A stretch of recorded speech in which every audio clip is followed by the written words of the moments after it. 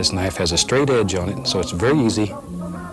And maybe in our world here, there lives a happy little mountain.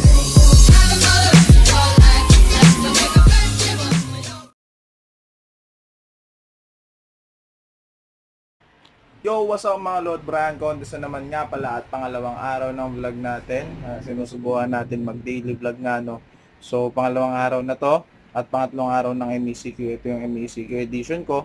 So, yun na nga, kakatapos ko lang kanina mag-vexel. Di ko pa masyadong gamay kasi nagpa-practice pa ako. Pero yung mga ibang logo kong dati sa mga vlog ko, ako may gawa nun. Then, yun nga, nagpa-practice pa ako.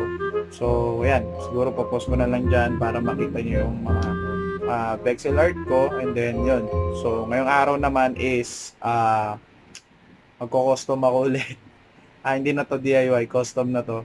Kasi meron akong lumang Benassi slide dito na Nike na yun na nga, syempre kadalasan ng mga Benassi slide ng Nike is tawag dito, nagbabakbak yung mga leather niya. So ang gagawin ko na lang, babakbakin ko na yung leather niya. And then, pagkabakbakan ng leather, papalitan ko naman siya ng pintura. Gagawin kong kulay ng Lakers siguro or what. Wala, hindi ko na rin kasi magamit eh. So, yun na nga, papakita ko na lang din sa inyo kung ano yung issue ng chinelas ko. So, hindi na kasi siya presentable kaya hindi ko na siya nasosuot. So, ilang Benassi na yung naganto ko, no?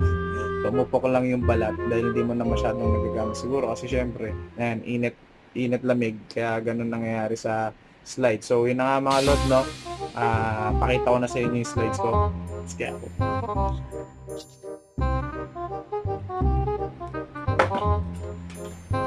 So, ito na nga mga lot, no? Ito na yung Benassi slide ko.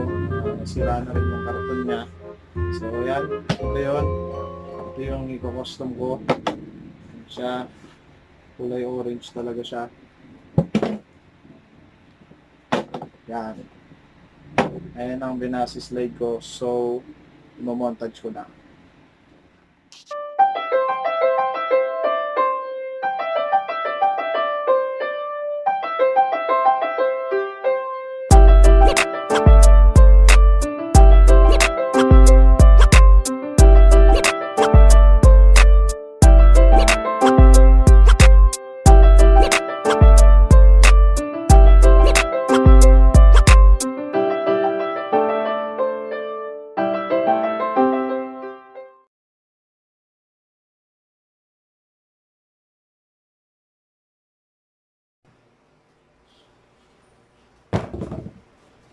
So, change venue tayo mga lord, no? Kakatapos ko lang bakbakin itong Benassi slide ko na orange dati. So, makikita nyo, no? Yung mga sinulid niya is color orange. So, mapipinturahan naman to. Simulan ko na siyang pinturahan. Ito na yung kinalabasan niya. Ayan. Malata mo pa rin yung swoosh sa kanya. Ayan. Diyan pa rin yung swoosh, pinakba ko lang. So, simulan ko na mga lot. This knife has a straight edge on it, so it's very easy. And maybe in our world here, there lives a happy little mountain.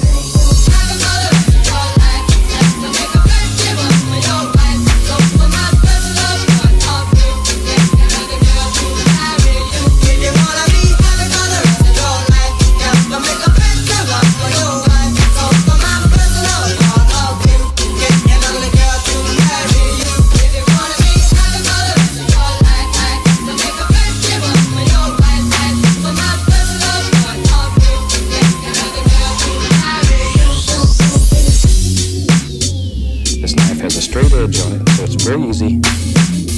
Maybe in our world here, there lives a happy little mountain.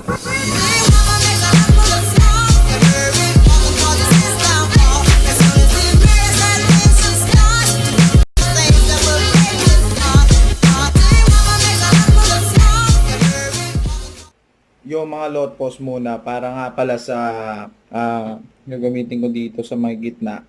Ito, yung swoosh para perfect yung magawa natin. Gagamitan ko siya ng stick. Ito, itong hawak ko ngayon. Gagamitan ko siya para dun sa mga details na yan. So, sisimulan ko na mga lot. Samahan nyo ako.